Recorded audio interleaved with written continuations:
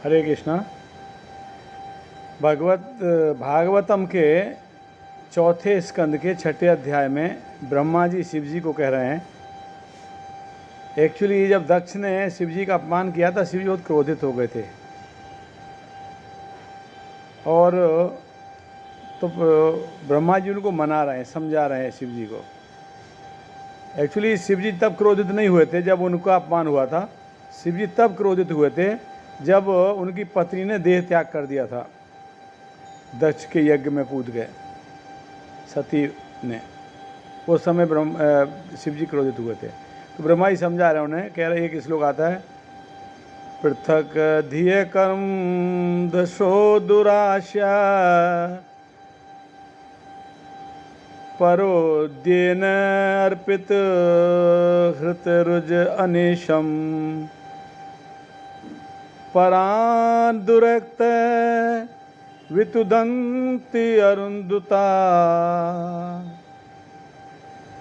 तान मावधि देवधान भवद्विध। अर्थात ब्रह्मा जी कह रहे हैं शिव जी से, जो लोग भेद बुद्धि से प्रत्येक वस्तु को देखते हैं, जो डिस्क्रिमिनेशन करते हैं, फर्क देखते हैं एक दूसरे में, जो केवल सकाम कर्मों में लिप्त रहते हैं, जो अत्यंत कामी हैं, डिज़ायर जिनकी बहुत ज़्यादा हैं, जो तुच्छ बुद्धि है, जिनकी बुद्धि बहुत तुच्छ है, नैरो माइंडेड है, जो अन्यों के उसको देख कर दुखी होते हैं, पर सुखे दुखी हैं, जो दूसरे को सुख देख कर दुखी हो जाते हैं, कटु शब्द से दूसरों के हृदय को भेदते हैं, ऐसे शब्द बोलते हैं जिससे दूसरों का हृदय हताहत हो जाता है, दूसरों को पीड़ा पहुंचाते हैं, वो भगवान के द्वारा पहले ही मारे जा चुके हैं, विधाता के द्वारा पहले ही मारे जा चुके हैं। अतः आप जैसे महान पुरुष द्वारा उनको फिर से मारने की कोई आवश्यकता नहीं है। ये दक्ष के लिए कह रहे हैं ब्रह्मा जी। तो दक्ष का कैरेक्टर कैसा बताया?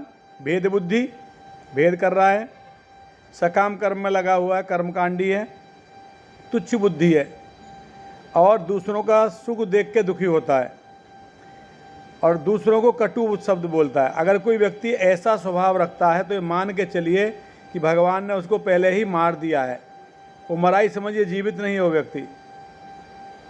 इसलिए शिवजी कह रहे हैं कि तुमको दक्ष को दोबारा मारने की आवश्यकता नहीं है। तो बहुत विशेष बात है, ध्यान देने वाली बात है। इस प्रकार का अगर कि हमारा स्वभाव है तो हमको तुरंत इसका त्याग कर देना चाहिए और अच्छे गुणों को अर्जित करना चाहिए। अदरवाइज समझिए भगवान ने हमको पहले ही मार दिया, हम जीवित ऐसे जीवित लाश घूम रहे हैं। We are not human being. इस प्रकार से हरे कृष्णा।